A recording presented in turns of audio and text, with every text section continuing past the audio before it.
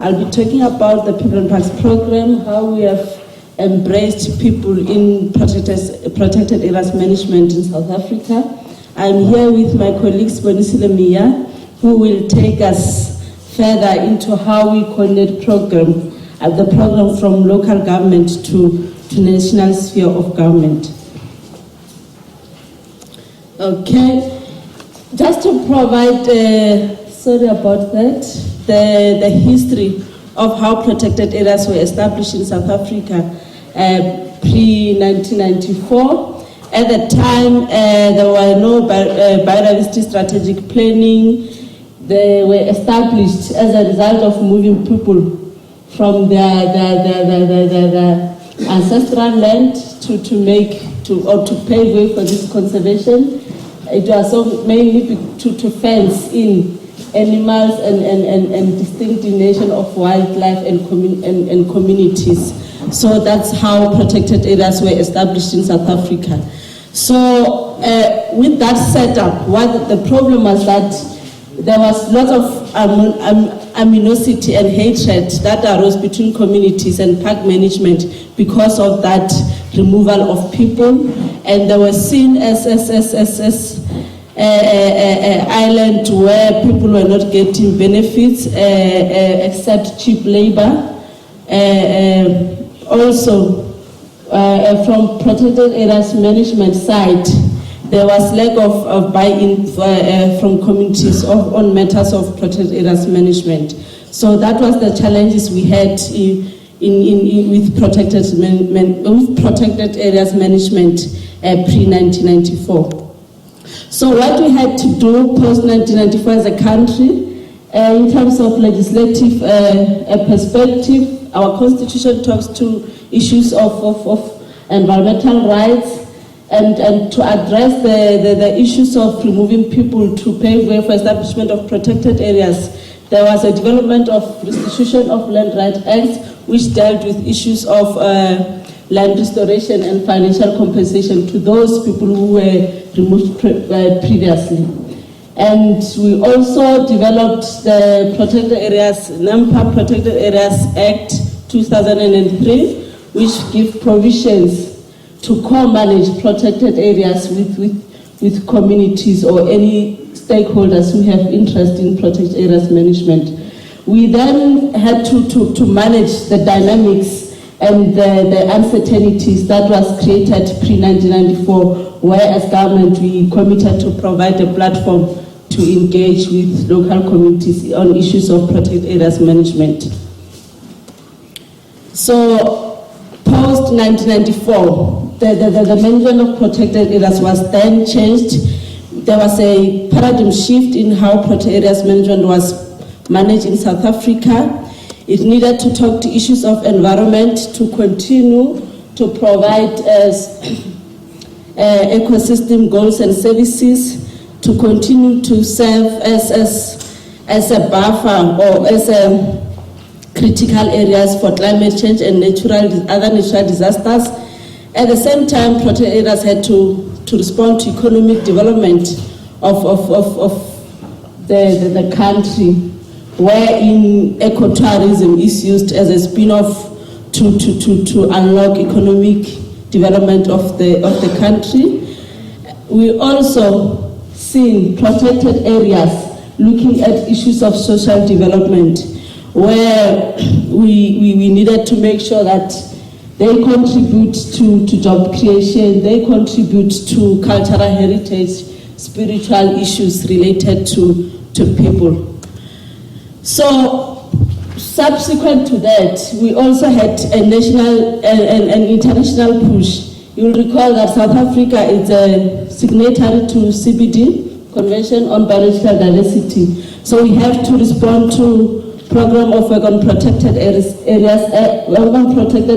with reference to element 2, which talks to issues of governance, participation, equity, and benefit sharing. And there is another action package and strategic plan which we needed to also respond to. So as a state party to this convention, there were issues of including local communities, making sure they participate, making sure they benefit from establishment of protected areas. So And also, when we expand our protected area system, you know that in South Africa, a couple of land parcels belong to local communities. So when you expand, you also need to look into consideration community conservation areas as well. So in 2000, back then in 2007, 2008, there was then a political intervention where cabinet made a decision and say these protected areas, which was established through removing people, need to manage in perpetuity. However, claimants have to have ownership of these protected areas without physical occupation. And there were a couple of restrictions attached to the title. So we had to see how best we develop a co-management for protected areas involving claimants underpinned by the applicable national legislation like your NEMPA. This is the framework that guides how one manages the protected areas with local communities, specifically land claimants. It was NEMPA makes provision for this national co-management framework. If you go to NEMPA section 42 of the Act, it talks about co-management of protected areas. So it was developed under those under that policy. So it basically identifies, when you implement the co-management framework, you will be able to develop a co-management agreement between yourself and claimants where you are able to identify opportunities within protected areas that communities can accrue. And it also sets principles and guidelines on how to manage a protected areas moving forward. Because of the animosities, the uncertainties, and the hatred that was established, that was created in the past when we implemented protected areas, we then had to come up with People and Parks program. I will leave it here. My colleague Swonisile Meya will take over from here. Thank you.